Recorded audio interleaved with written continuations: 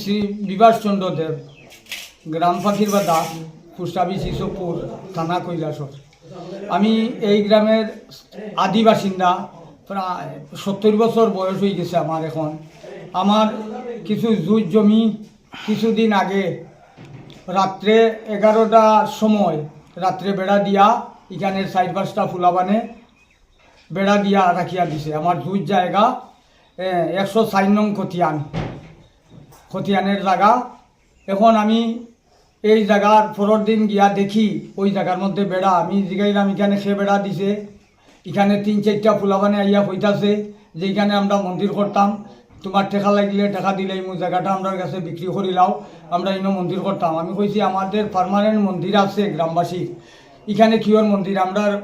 আমার ভাই এইটা দিয়া কৃষি ভাতা পায়, আর 7-8 বছর যাবৎ কৃষি ভাতা পায়। এটা আমরা 2 ভাইয়ের জায়গা, এখানে তোমরা মন্দির করিও না। এরপরে আমারে কিছু দমখানি দিছেন, আমারে মারার উদ্যোগ নিছেন। এরপরে আমি থানার অধীনে যাই।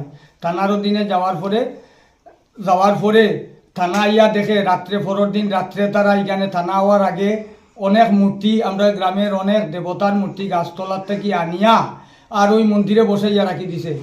থানা আইয়া দেখিয়া মূর্তি দেখিয়া কইছে যে এই জায়গাটা মূর্তি কেন আইলো এখানে। তারা কইছে এই জায়গাটা মন্দির করতো, এই জায়গার দেবত্ব সম্পদ।